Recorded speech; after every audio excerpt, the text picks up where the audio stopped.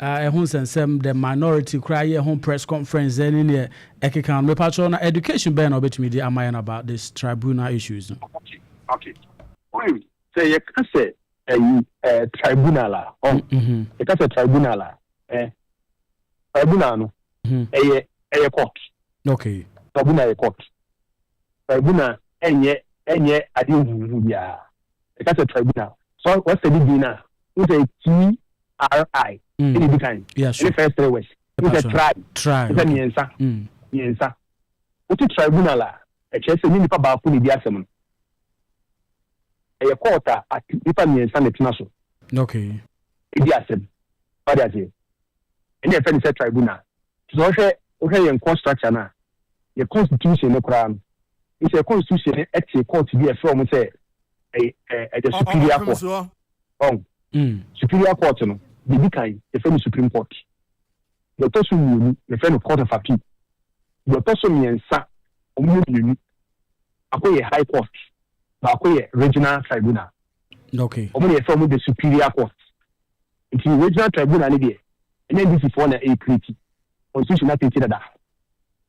Atwa Matthias pa. About Regional Tribunal na. And no the constitution has already created it. Yes, any and find eduma. You find eduma. What is it? The constitution there. What created that? Okay. Our constitution no. Acquire a faso. Appointing for. Acquire a faso. Will be asem. Acquire a faso. You will be free. So over share. They will not be by now. About Regional Tribunal hona. What do almost for hona verbatim. Okay. Almost a and then one of the days. Reproduce here. What's the we need carefully about Regional Tribunal? Yeah, they just copied it here and pasted. Yes. Okay. In the honor, Obeka say, my idea, Mamma, but I said, Omunya idea, Mamma, what is it? That's Yentuaso. Also, Besha, Mahama, President Mahama, Obey President. Oh, or appointee, who say, the constitution, you decide that. Also, it is sacred. That is the Constitutional Review Committee. Good. You share a new man on the buyer now. If I come carry person you that Regional Tribunal. Meaning say if I'm misquoting it, it's one of them. Say you and I'm saying that I'm choosing my words carefully. Okay. You get it. Okay. It's among the things that they spoke against. No, okay. And session review more. Who can say as a president no too little. President has too much powers. What is it? The president now appointing powers no. Na keden so. To be sure na. Yes, appointment be bring farmer experts. No money appointment. But so be sure it already district tribunal so aba. Okay. Yeah. But district no. When there's a me jump there, but me catch some so keke. Okay. Where district there na. I don't know about appointment now. I don't know president no. But to check constitution now. How I appointed judicial officers. The amount the judicial council and judicial committee. What does it? Okay. You shall know as a deviation from the constitution kakra. Deviation kakra on that scope. But say the make say constitution na superior court no. Constitution na so parliament. So also be thematic other courts. What does it? Okay. Constitution the superior court to constitution our constitution is. But other courts there or the South Kingdom parliament. The parliament in a bit made active other courts. To so sure somewhere 1993 in 1984. And the law defense said the courts are okay. When I see courts be a friend circuit court. When I see courts be a friend district court. Measure Children's Act 1998. They made reference to Children's Act. And so let's say court a friend say a family tribunal. Family tribunal. Who's a parliament what tribunal be that? And a friend say family tribunal. And you want some message. Then a tea and once ambassador. Then so a court a tea say Children's Act. It means because of the way a tea. If you say nipa ba ku dia emwa if you am social welfare officer ba ko meka ho niema ordinary person ba ko so nka ho okay the beya omu dia asem na ibenya multiple perspectives on the matter It means so the point I'm repeating one point I make and say the constitution, my parliament, so it court. Okay. My parliament to me so it court. The parliament court or to me if any say lower court. What in lower court are? It says parliament and they acted. Now in first from the inferior courts, it is from lower courts. Okay. Ghana, your court system, no, you two major types of courts. The superior courts, and then the constitution, and a headache, acted. Okay. And you walk if anything, lower courts, and a parliament and that's okay. So superior, okay. So superior court now, a constitution, and I call our you qualify so or basso. And I should say, and I kill for fra parliament which made a call at their form. But that's it. Okay. It's a constitution, and my parliament will come on the I will see this summer a superior court constitution. It is a Atibiaba. So the person say, by parliament or which you saw this a court rebana. Okay. And say, Annie, constitution in my parliament to point. Day on tick support him. What does it? There's no too much. You can't make too much noise about that one. Okay. Because a constitution and I'm a parliament are to me. For instance, the NDP war on not almost on. What's a focus by a fast track high court? High court, yeah, sure. And one beautiful thing about the Ghana system is on. 130 or say we are banning we are banning okay nothing we still say body my idea it's yamra or say yamoka uni tabia as a Supreme Court today what does it okay so if you say emrebiaba namrano it's your constitution what does it and also no Kenya so they are submitted upon the Supreme Court. Oh, the first judicial review. Which is seminary empower na edema will be why CD power. What I say, what okay. And I say power and our exercising. We start 2 million better exercising. What I say. And I say 2 million and so abroso. What I say. It you know matter be say ya. Any the day. Any the day I say the yourself. What does it? Okay. You share the substantive issues. I wouldn't hear media ben. I thought I'm fast with the buy. You America so more fast, and I'm fast so and I'm fast so. So these are the questions I think bisa. Yes, you should be asking. Now, a demonstration, press conferences, this are no man. Okay. Though you are with me, I'm not my in there. I say it's a demonstration. And it means we can say demonstration for you. But they can say, say if they say solve the issues, we should ask the right questions. And I like what a phenomenon one time said. See, some people say na konya number power. Yeah, sure. So this is one of the ways I was with my, or this is what you call like a discourse against it. If you follow Ghana for the Ghana, the 2 years or months. Omobrebe but we work on that. Oh, we mean a year. So if you say you need to me politically, and you're right, and I say wrong guy. And no, there is a forum for political accountability. There's a forum for that. And the elections. I say, and this is for my idea. Ghana for the ever start to almost go on to us. But what I say, if you are making say, for instance, in the demonstration, say, I mean, Tampa, and can be acted, say, but I go to me young. Put MPP, go to me.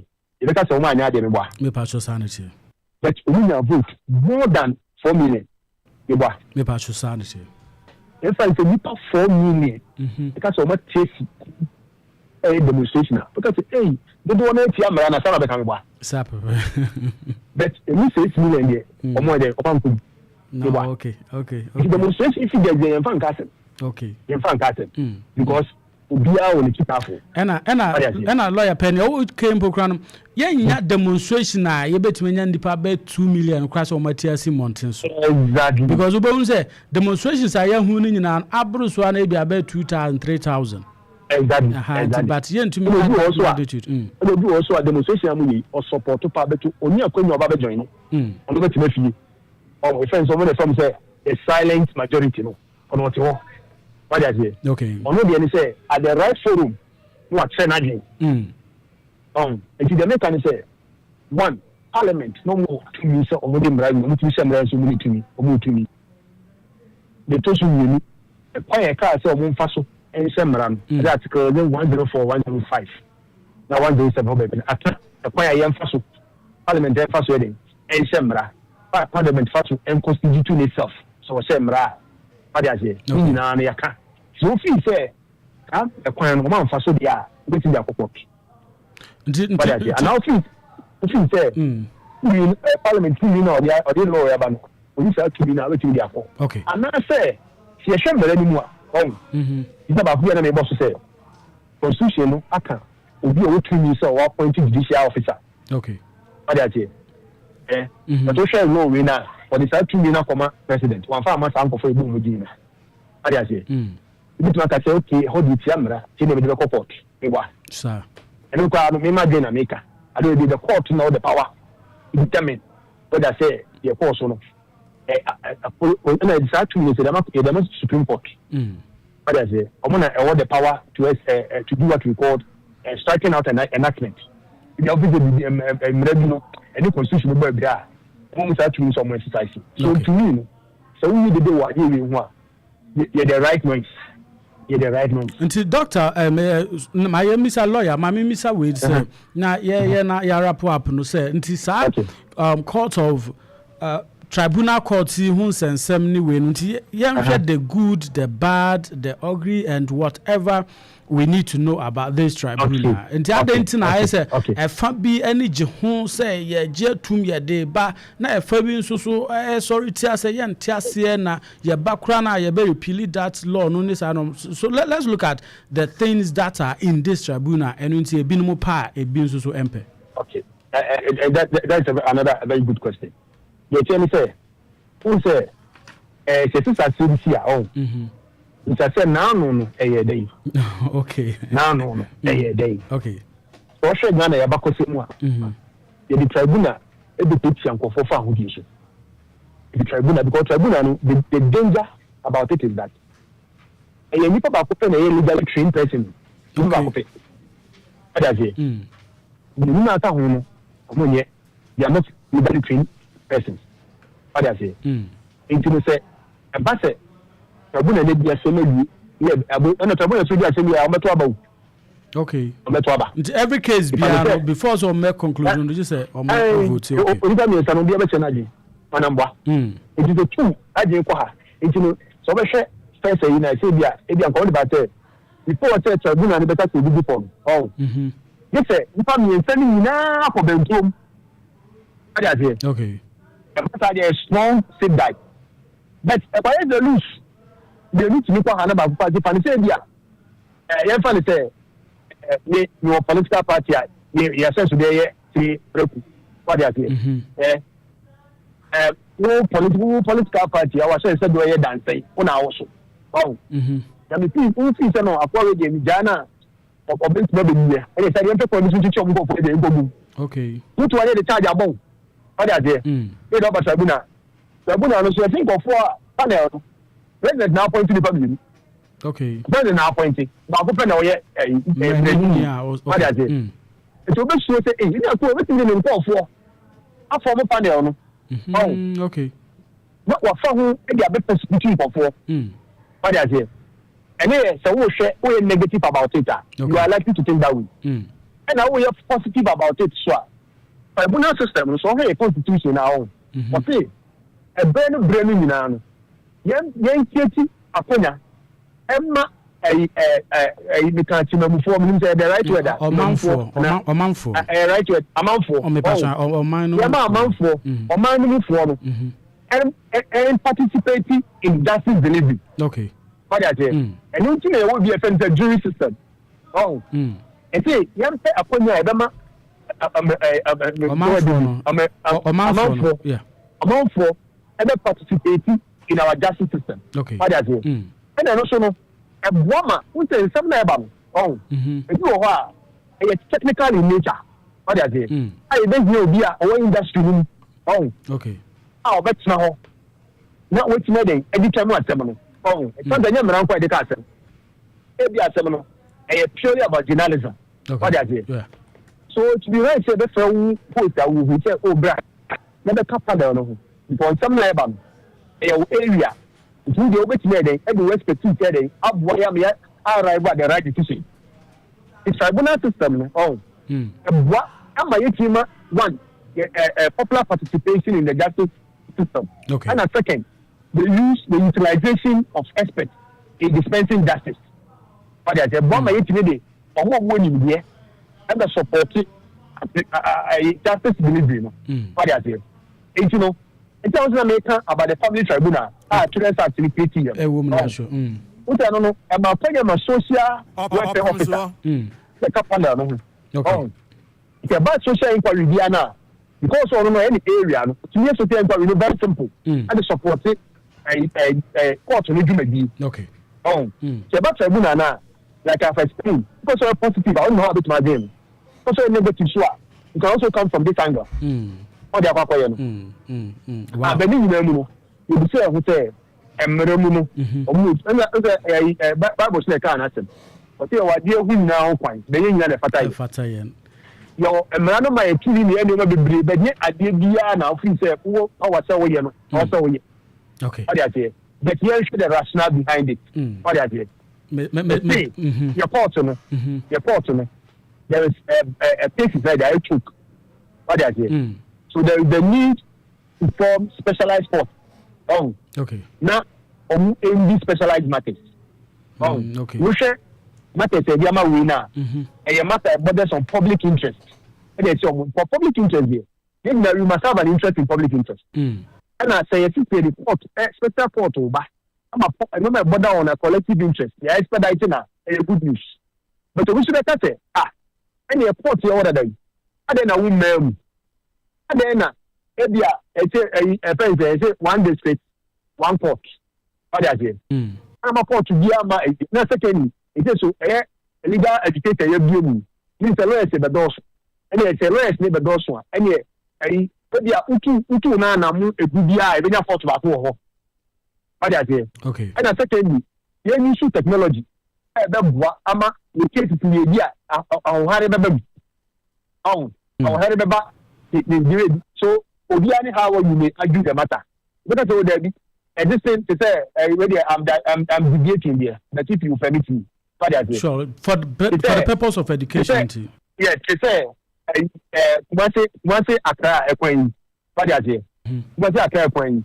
This boy somewhere who do like the bar. That's right. Anything about that, you're quite a anything. Express road, yeah, sure. Every day, you. We say, oh, what do you now for the way you know? You're playing, any part.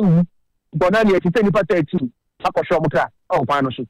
What I say? Yes, daddy. For who do you now post their point? What I say? Because so, for who do you now post a beef? And this thing costs now home. What I say? Not about them. Not say, because over your normal court, your commercial court. I do commercial matters. What I say? Over to Matty, a gallant court, a big gallant matters. What I say? Without necessarily say, oh, to tribunal. But the question is, what is the essence of tribunal? The essence of tribunal is to bring in other non-lawyers to help in dispensing justice. And the object of bringing in non-lawyers is to what? Make experts available. Wow. But a normal court system is what? Okay, a normal court system is what? Your normal court, you're that you're also about to say summary trial. You saw that? Summary trial. Now, you say trial on indictment. Sure. Say summary trial, nipa ba kupe any dia seven. Okay. Say trial and indictment it's either who deal with jury and I will deal with assessors. What I say? Okay. Assessors, experts. Area no judge dey ha, judge dey a mining expert. Trial on indictment. Emma, judge no akonya. Many invite expert. Emma made the kind of. Okay. Emma made the assembly. They say a jury trial, and they say, man must be judged by the peers. What are they? It's me am quiet at the end. The man for what's in the situation as it. And Madame say, so much up here, and the question me yana man. What are they? Okay. The back trial indictment. Because also here, the system no a opportunity to address the concerns of tribunal setup. By way of say, you allow trial with assessors and trial with jury. Trial with jury and assessors promote popular participation in dispensing justice. This only which match which make sure that they cure that aspect. What they are doing. But the bottom line is that they say problem FBI the solution. NDC for say the court system a backlog the solution is what? The tribunal system. Okay. The solution is not what? Tribunal system. The solution is what? Expanding, equipping, tooling, and beefing up the existing court system. What are they? Okay. If you say, there be tribunal there. If you call a tribunal of tribunal, because only people tribunal are back. Okay. It comes out a lot of images. So be any the of a political tribunal. Tribunal. Okay. Be any the me that's a lawyer, and in fact, one my more education and insight of near air coso or my Ghana Muna from my production desk to know more HMA NPP or more convey emergency meetings. Say, I mean, air say, or more. So the question is, they have the right to do what they want to do. Yeah, sure. Yet that we must all operate within the confines and the limits of the law. Because we cannot afford to be in the banana republic. Into lawyer me pacho. Into per or more emergency meeting or more kino. Apart from appeal, I be or mono be we I be or mekase no or money chama won't be kasana or mako appeal no. Do they have anything to do within the legal means? Well, Wesha Sobakaya, Mahama number one. Some Mahama about person. You for be a convicted woman. Wrong. Okay. Who can be presidential pardon? In the past, I'm a hooper. I'm on for force. I like for since okay. Say, young pardon woman. What are they? In Zambia, meet your mupon be. I'm also for try some to Mama. Say, I'm pardon with me. What are they? And also, okay. It's one of them. And I say, like I say, there's young one. Not yesterday case, you know. You have to see legal options. They make a thriller, and also and I don't want to look at that thing with you. And I believe you are born. What are you? You know, so it's happening now. But the bottom line is that we must all operate within the confines of what? The law. The law. Wow. And yet, you about to see prison. Okay. What are you? We need to make at some point in our life. Okay. It's they have everything as a political party have the rights, which especially I tell my own or more elections on being now or buy for position. Me passion. My own Edia make say Edia meaning the my bet Edia betting before. If you want to share say, oh, the SCD also want to be the ultimate change. What are they? I think indeed they need to meet. Be discuss the fallout. Yeah, sure. Be able to meet. Okay. What are they? Me that's but don't I didn't come back before. Okay. Yeah, I'm going to say me that's a lawyer and then for my education me shop. My home say we are very busy and upon all your busy schedules, you know, anytime be a friend will be an onya bre HH mu a year pa enti yeah the AC wa ha say no say wo assemble community be a wo ka hwe ye ne na tiefo.